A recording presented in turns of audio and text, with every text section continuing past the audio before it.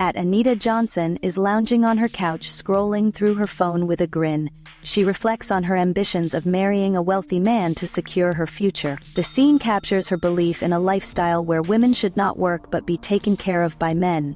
Tanya Johnson, her hard-working sister, confronts Anita Johnson about her lifestyle choices, urging her to find purpose beyond depending on men. The tension between the sisters escalates as Anita Johnson dismisses Tanya Johnson's concerns, insisting that she will marry a billionaire soon. The scene ends with Tanya Johnson sighing in frustration and walking inside. Anita Johnson and Clara Smith arrive at a vibrant club, dressed in their finest outfits, ready to attract attention.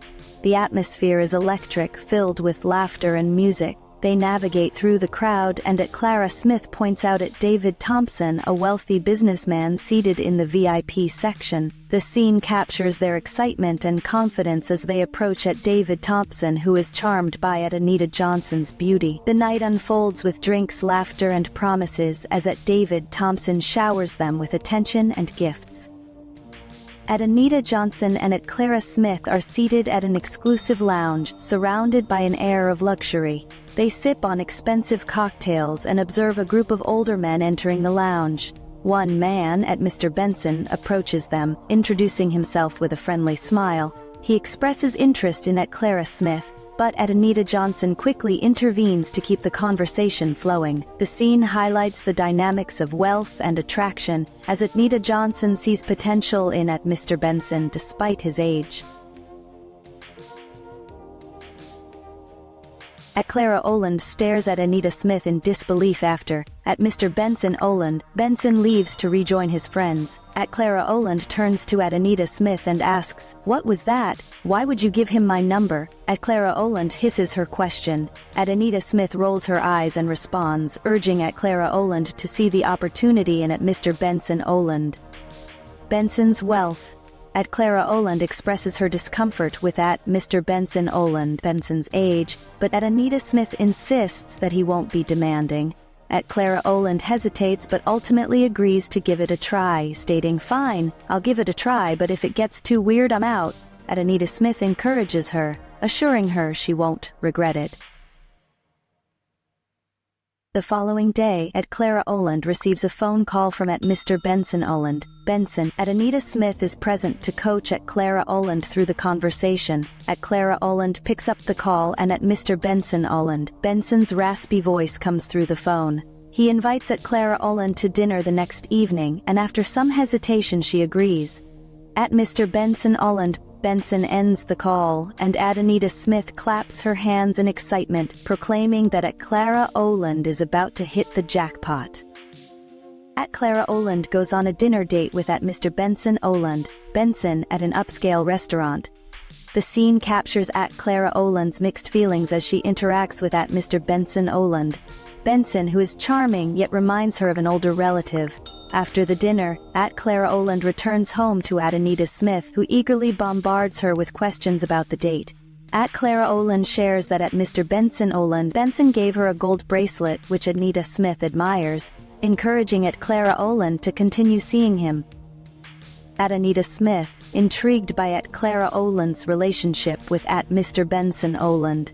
Benson searches for his name online after a conversation with Clara Oland. She discovers that Mr. Benson Oland, Benson is a billionaire in the oil and gas industry. This revelation shifts Anita Smith's perspective, making her determined to pursue him for his wealth. The scene captures her excitement and ambition as she plots her next steps. Anita Smith meets Mr. Benson Oland, Benson for dinner, wearing an elegant dress borrowed from Clara Oland's wardrobe. The scene captures their chemistry as Mr. Benson Oland. Benson compliments Anita Smith and she charms him with her laughter and attention. The evening concludes with Mr. Benson Oland, Benson expressing his desire to see her again, marking the beginning of a new chapter for Anita Smith. Clara Johnson confronts Anita Reynolds in Clara Johnson's apartment. Clara Johnson's eyes are wide with disbelief as she questions Anita Reynolds about how she obtained Mr. Benson Oland, Benson's number. At Anita Reynolds shrugs off at Clara Johnson's accusations, insisting that she is simply pursuing her dreams. At Clara Johnson's anger escalates as she accuses at Anita Reynolds of betrayal, leading to a heated argument. At Clara Johnson storms out, slamming the door behind her, while at Anita Reynolds pours herself a glass of champagne, indifferent to at Clara Johnson's feelings.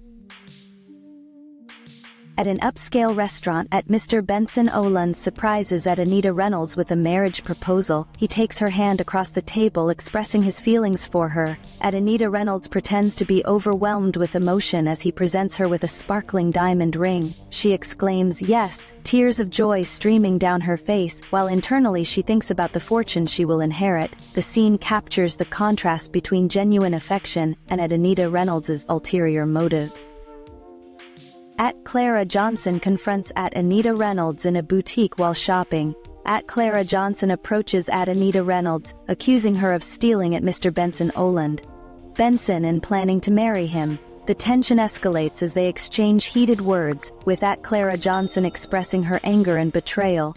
The argument draws the attention of other shoppers, highlighting the intensity of their conflict.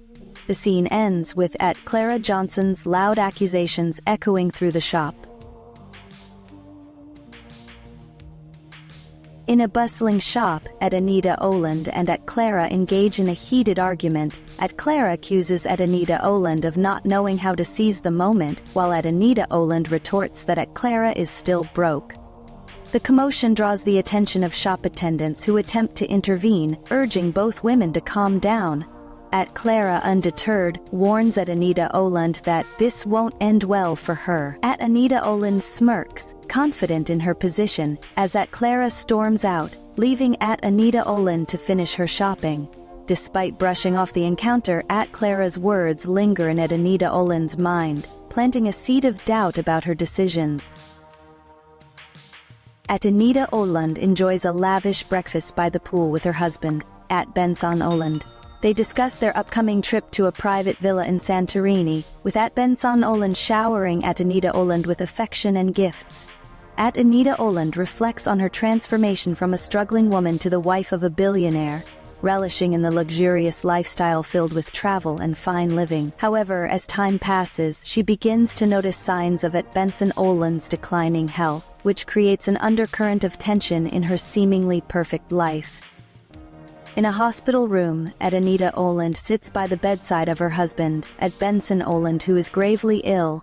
As they share a moment, at Benson Oland reveals a shocking truth about his wealth and the price he paid for it. He explains that everything he has will vanish after 5 years, leaving at Anita Oland in disbelief. The emotional weight of the revelation hangs heavy in the air as at Anita Oland grapples with the implications of his words, leading to a dramatic confrontation filled with tension and despair. At Anita Benson confronts her husband, at Benson Carter, in a hospital room. Her mind races as she processes the revelation that the wealth she built her dreams on is an illusion. She shouts at Benson Carter, expressing her anger and betrayal. At Benson Carter, with a barely audible voice, explains that the wealth isn't his to keep. At Anita Benson storms out of the hospital room, her mind spinning with disbelief and resentment. Over the next few days, at Benson Carter's condition worsens while at Anita Benson stays by his side, filled with resentment. On the 5th day after his birthday, at Benson Carter passes away peacefully in his sleep. At Anita Benson receives the news and her body turns cold as she trembles, panicking about the wealth that is about to disappear. At Anita Benson, in a state of panic, grabs her phone and begins dialing herbalists she has known from her past connections. She pleads for help, desperate to keep at Benson Carter's wealth from vanishing. Each herbalist she contacts tells her that nothing can be done, and at Anita Benson's stomach clenches with refusal to accept the reality. At Anita Benson watches in shock as news reports show one of at Benson Carter's companies on fire. Flames consume the headquarters and employees scramble in panic.